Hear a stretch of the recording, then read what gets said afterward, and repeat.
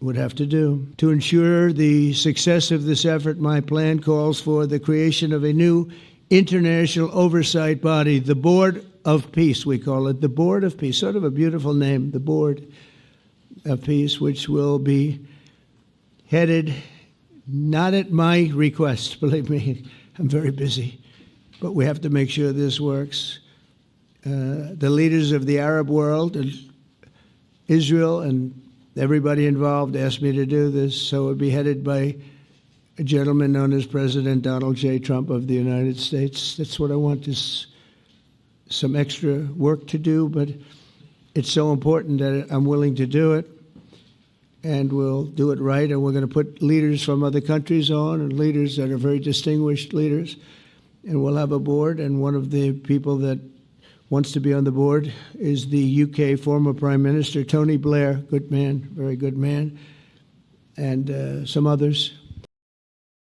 So this is a big, big day, a beautiful day, potentially one of the great days ever in civilization. Things that have been going on for hundreds of years and thousands of years, we're going to, at least we're at a minimum very, very close, and I think we're beyond very close. And I want to thank Bibi for really getting in there and doing a job. We've worked well together, as we have with many other countries, both of us, with many other countries, which is the only way this whole situation gets solved. And I'm not just talking about Gaza. Gaza is one thing, but we're talking about much beyond Gaza. The whole deal, everything getting solved. It's called peace in the Middle East. So today is a historic day for peace, and Prime Minister Netanyahu and I have just concluded an important meeting on many vital issues, including Iran, trade, the expansion of the Abraham Accords, and most importantly, we discussed how to end the war in Gaza, but it's just a part of the bigger picture, which is peace in the Middle East. And let's call it eternal peace in the Middle East.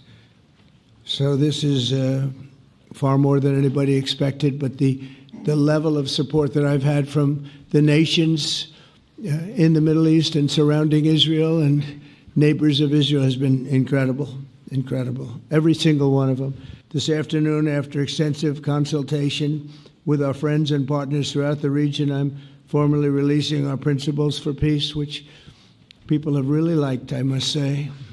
And these are done, not just routinely done, these are done with total consideration and working with the nations that we're talking about. All of these nations have made contributions to those suggestions. I want to thank the leaders of many Arab and Muslim nations for their tremendous support in developing the proposal, along with many of our allies in Europe. Europe has been very much involved, and as I was called by many of the European leaders, most of them saying, is this true? Are you really doing peace in the Middle East? This is the most incredible thing we've heard. Some think it's the biggest thing they've ever heard. They called just to find out, was it just a rumor or is it actually done? And then they said, have you spoken to the Arab leaders? Have you spoken to all of the other leaders that we have to get? A lot of people involved in this one.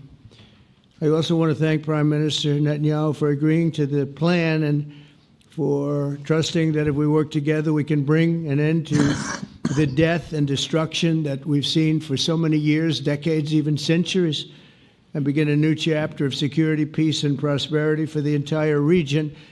And I want to just say that my meetings and dialogue that we had with so many countries, Saudi Arabia as an example, the king is a phenomenal person. The Emir of Qatar, he's incredible people. UAE, and that's MBZ and ABZ. We're totally involved. These are the people that we've been dealing with and who've been actually very much involved in this negotiation, giving us ideas, things they can live with, things they can't live with. Pretty complex. I mean, after 2,000, 3,000 years, whatever it is, I guess it's got to be a little complex, or it would have been done a long time ago. The King of Jordan was with us. as you know, in the United Nations. The president of Turkey, President Erdogan, is a friend of mine, a strong man, but a good man. President of Indonesia, somebody who's an amazing leader, Prabowo. He is an amazing leader and respected by everybody. He was in the room with us. We were together with most of these people that I'm mentioning. Others were by phone or the next day. The Prime Minister and the Field Marshal of Pakistan, they were with us right from the beginning. Incredible. In fact, they just put out a statement that they fully believe in this pact. It just came out just as I was walking around. They said, "Sir, you have a big notice from the Prime Minister of Pakistan and from the Field Marshal that they back this 100%. President El-Sisi of Egypt, who's terrific. And these are people I've gotten to know over the years. I mean, I would say it started around 2015 and then went into 2016 when the presidency officially began. But I've known him actually for a long time, and there are many cases really great men. I can't say in all cases, but I will tell you in many cases they're great men and some great women too. If accepted by Hamas, this proposal calls for the release of all remaining hostages immediately, but in no case more than 72 hours. So the hostages are coming back, and I hate even saying this from the standpoint, doesn't sound right, but it is so important to the parents. The bodies of the young men, I believe in almost all cases, the young men are coming back immediately. I met with parents. The parents felt as strongly about getting the body of their dead boy back as they did as though the boy were alive and well. It's so important to them. And it means the immediate end to the war itself, not just Gaza. It's the war itself. Under the plan, Arab and Muslim countries have committed, and in writing in many cases, but I actually would take their word for it. The people I mentioned, I'd take their word for it, to demilitarize Gaza, and that's quickly. Decommission the military capabilities of Hamas and all other terror organizations. Do that immediately. And we're relying on the countries that I named and others to deal with Hamas. And I'm hearing that Hamas wants to get this done too, and that's a good thing. And destroy all terror infrastructure, including the tunnels, weapons of production facilities. They have a lot of production facilities that we're destroying. They'll also help train local police forces in the areas that we're discussing right now, in particular in and around Gaza. Working with the new transitional authority in Gaza, all parties will agree on a timeline for Israeli forces to withdraw in phases. They'll be withdrawing in phases. No more shooting, hopefully. As progress is made toward achieving these goals, Arab and Muslim nations need to be allowed the chance to fulfill these commitments of dealing with Hamas. They have to deal with them because they were the one group that we have not dealt with. I haven't dealt with them. But the Arab countries are going to, and Muslim countries are going to be dealing with Hamas, and I believe they've already been there. I think they probably have an understanding, and they haven't maybe mentioned that, but I would imagine they do. Otherwise, they wouldn't have gone as far as they've gone. If they're unable to do so, then Israel would have the absolute right and actually our full backing, the U.S. full backing. Marco's here, and a lot of our leaders are here, our great Vice President, Susie Wiles, Steve Witkoff, Jared Kushner.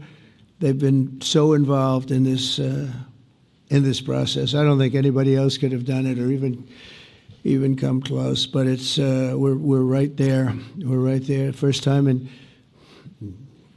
thousands of years, I think you can probably say, if you really look into it, if you study back, if you're a scholar, you would say thousands of years. Israel would have my full backing to finish the job of destroying the threat of Hamas. But I hope that we're going to have a deal for peace.